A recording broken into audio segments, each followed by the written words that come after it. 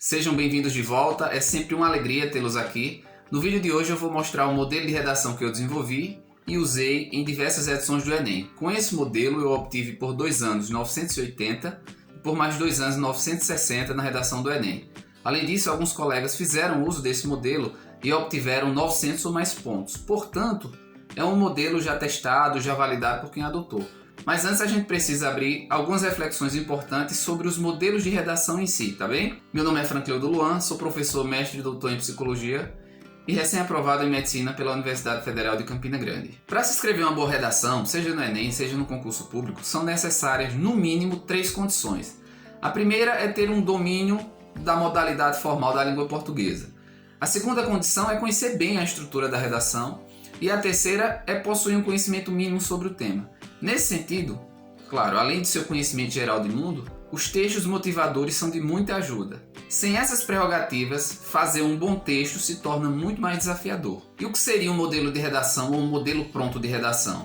Nada mais é do que um projeto de texto que idealmente se encaixa em qualquer tema, cabendo ao redator apenas ajustes de conformidade ao assunto. Hoje eu vou apresentar o meu modelo, mas a minha pretensão não é a de que você o memorize e o utilize no dia da prova. Você pode até fazer isso. Mas o meu intuito é mostrar como eu estruturei o meu modelo, de modo que você tenha uma referência para montar o seu próprio modelo. Eu sempre defendo que o estudante deve ser autônomo, e seria de uma incoerência indesculpável eu somente recomendar que vocês passivamente adotem o meu modelo. Tanto no Enem quanto em concursos públicos, uma das variáveis mais decisivas é o tempo. São muitas questões, mas a redação para fazer num intervalo de tempo relativamente curto.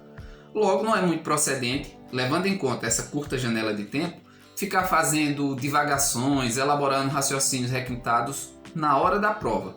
Isso fatalmente comprometerá seu desempenho. E é exatamente essa a vantagem de possuir um projeto estruturado de texto ou um modelo de redação, como queiram nomear. Para construir um modelo, é indispensável conhecer o tipo de texto exigido pela banca, porque o modelo é estruturado justamente considerando as características demandadas pela banca. Cada palavra, cada frase, cada parágrafo presente no modelo deve servir ao intuito de cumprir as exigências da modalidade de redação adotada por aquela banca. No caso da redação do Enem, trata-se de um texto dissertativo argumentativo que se pauta em 5 competências.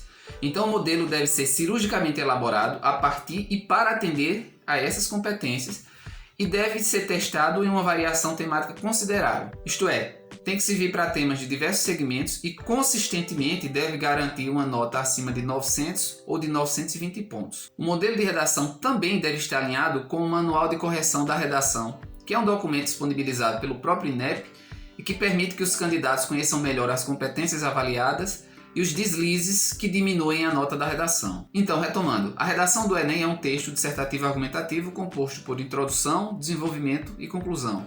Esses 3 elementos, se contemplados adequadamente, fornecerão coesão e coerência ao seu texto. Grosso modo, uma introdução serve para informar qual o ponto de vista do redator, quais os caminhos da argumentação e fazer uma espécie de convite para que o texto seja lido até o final. Internamente, em uma boa introdução, deve constar uma contextualização, que deve servir para atrair e prender a atenção do corretor. Para fazer uma boa contextualização, eu acho oportuno trazer o seu próprio repertório sociocultural. Pode ser uma citação, um acontecimento histórico, um conhecimento artístico, enfim, referências de vários domínios do saber. Trazer esse repertório já na introdução não é obrigatório, viu pessoal? Mas ajuda a apresentar, digamos, de forma mais sofisticada a sua opinião sobre o tema e já ajuda a pontuar na competência 2. O segundo elemento da introdução é a tese, que é a sua opinião, o seu posicionamento sobre o problema considerado. Por fim, na introdução deve constar o encaminhamento argumentativo. Nele deve estar evidente quais linhas a sua argumentação seguirá. Pelo encaminhamento, o leitor deve constatar quais argumentos os parágrafos do desenvolvimento vão acolher. No Enem, o problema geralmente aparece de forma explícita, mas se isso não acontecer, você precisará problematizá-lo. Por exemplo, se cai o tema da inclusão digital no Brasil. Notem que da forma como está, não fica notório qual é o problema.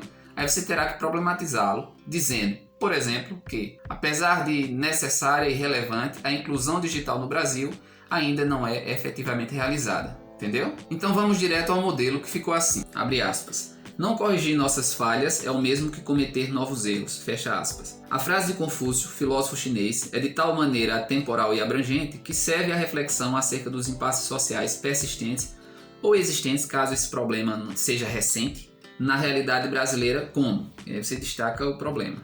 Repare que eu começo com a contextualização, no caso por meio de uma citação, vou situando o problema no cenário brasileiro e me direciono para a tese.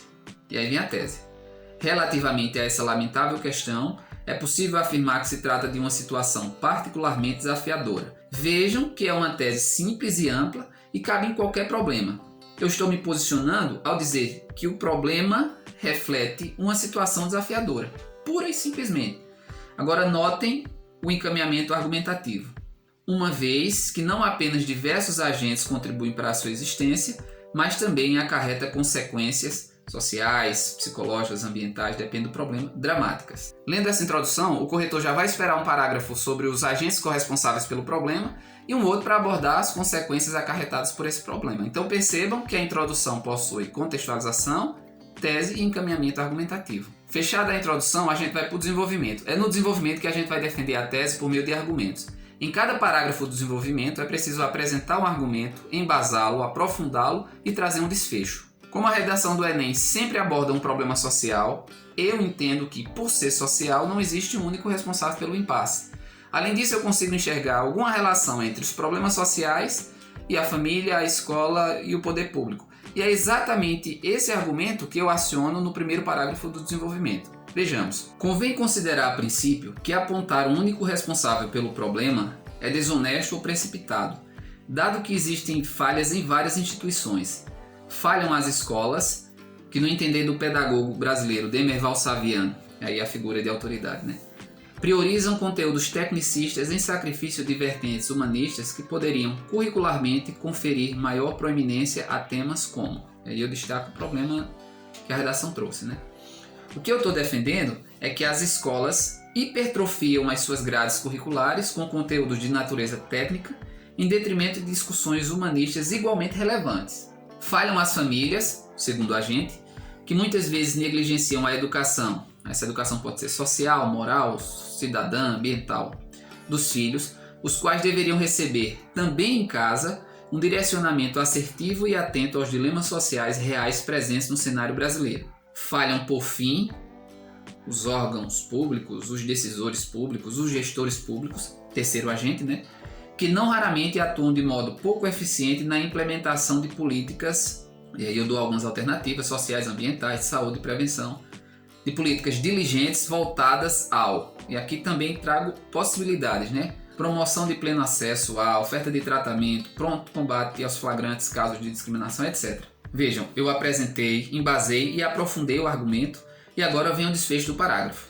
Diante disso, nota-se a responsabilidade compartilhada frente ao problema, ao assunto abordado, Por exemplo, frente à falta de efetividade da inclusão digital no Brasil. O segundo parágrafo do desenvolvimento possui a mesma microestrutura do primeiro parágrafo, e no caso do modelo aqui é dedicado às consequências geradas pelo problema. Outro sim, conectivo de adição, no tocante às graves consequências ocasionadas pelo problema, é cabível acentuar que, aí eu trago algumas possibilidades a depender do tema.